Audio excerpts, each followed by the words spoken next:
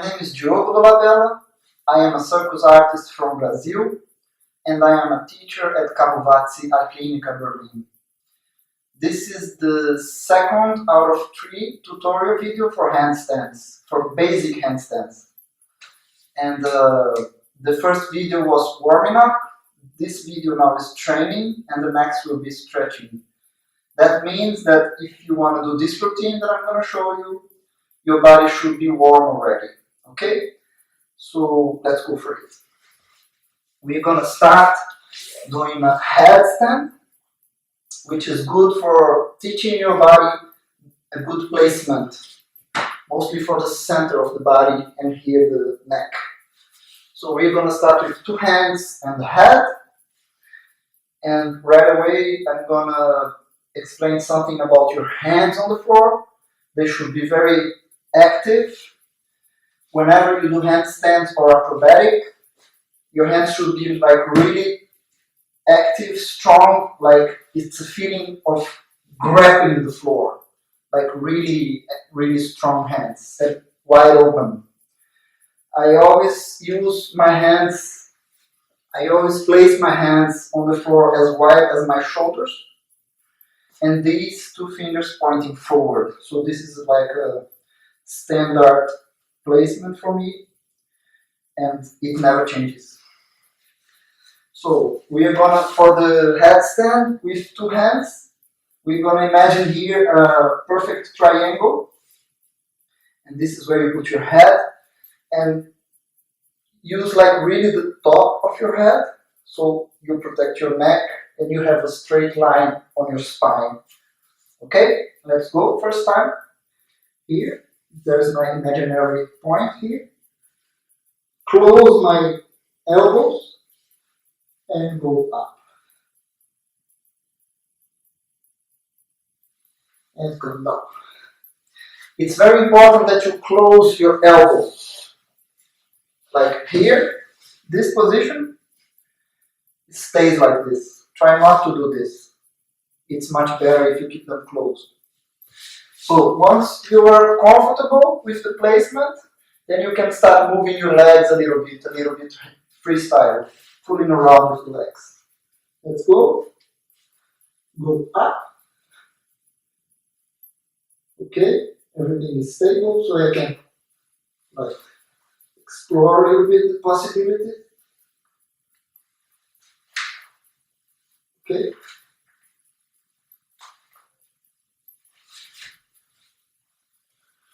Good. So the next is the yoga headstand, which is crossing the fingers behind the head and using the elbows on the floor. Let's go. Here. Go up. Stabilize it.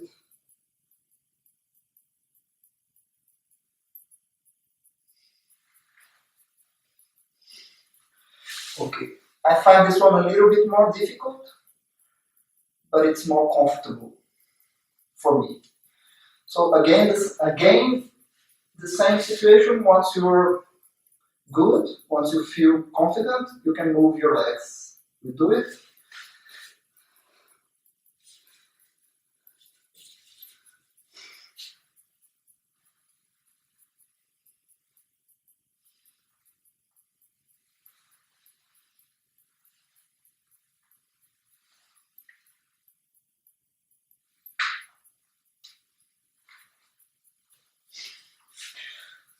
Okay, so this is very important to learn how to place yourself vertical, and your body gets used to be upside down.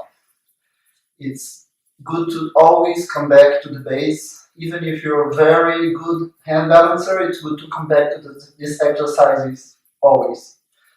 So next thing we're going to do is just like putting the hands on the floor a little bit, putting weight on the hands, and we are gonna do this puck exercise, always changing the legs. Bring your knees to your chest and try not to hold the position, just get there and come back. Very small, really very small.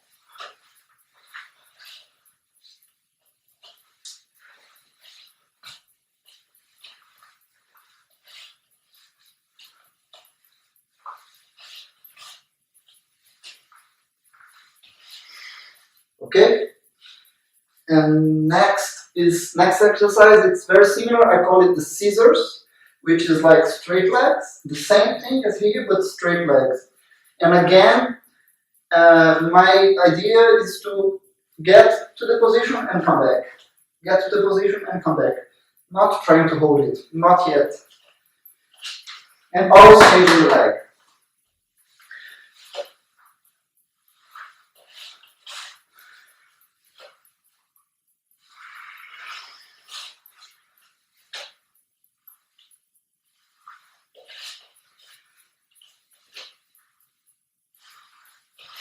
Okay. If it's too difficult for you, it's also good to do it against the wall.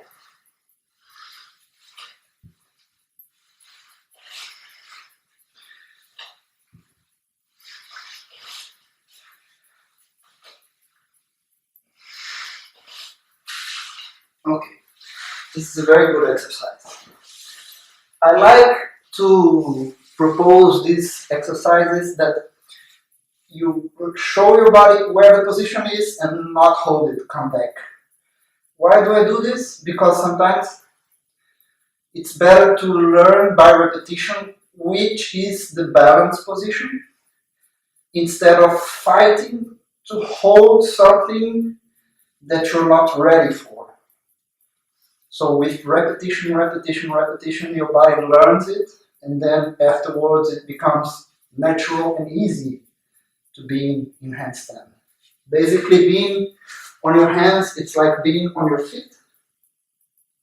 So if you find the position, it becomes easy. If you are not straight, if there's something wrong, you're like fighting to stay. It's the same feeling. But we are not made to go on our hands, so we need to learn it. So next exercise will be knees on the chest from here. This also is like supposed to do it many times and trying not to hold it. Just get to the position and come back. From here, go up and come back. Go up and come back. Go up and come back. And then if it's easy, you can like straight, knees on the chest, come back. Always passing through knees on your chest.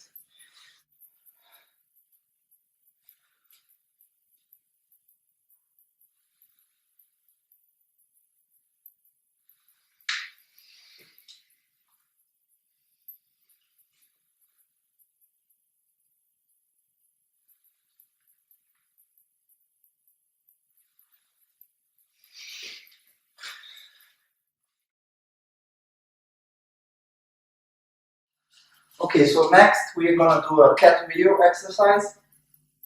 I will show you. You can start very small. Then if you feel confident, you can make it bigger. So we start here.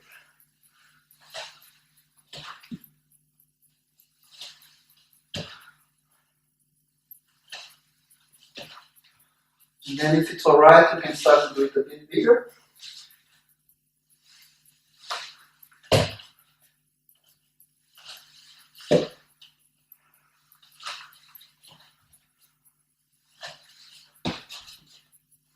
Okay. So now we are ready to do the handstands against the wall. First we're going to do our back to the wall. And it's pretty much about placement and holding it. Place it and hold it. Nothing more. It's important to do like you create a routine like that you do like 3-4 times every day, and then you start with 30 seconds, the next day you do 40 seconds, the next day you do more, and 1 minute, 1.5 minutes, it's enough. If you do a couple of times 1 minute, it's really enough. And then finally we come to the best exercise, in my opinion, for handstands, which is the belly against the wall. I will show you here.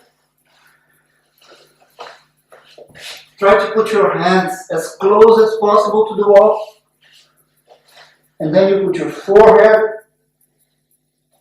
and your toes and nothing else.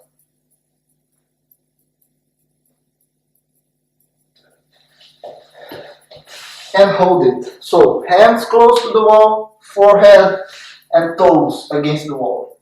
And hold it. Again, this is for me, for the placement, the best exercise you can do for handstands. And again, like the other one, it's good to do repetitions and holding like 40 seconds to 2 minutes maximum, a couple of times every day. And then the next step is to let go of the toes and the head.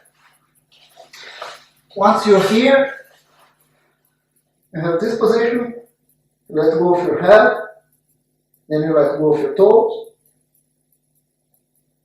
and you have only your hands on the floor.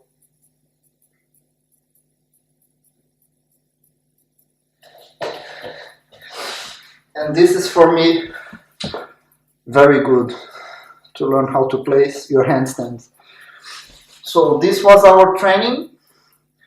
I hope it's useful for you. When you train, you can take your time in between the exercises, do more repetitions. And thank you very much. My name is Diogo. I'm a teacher at CABUWAZI, Klinika Berlin.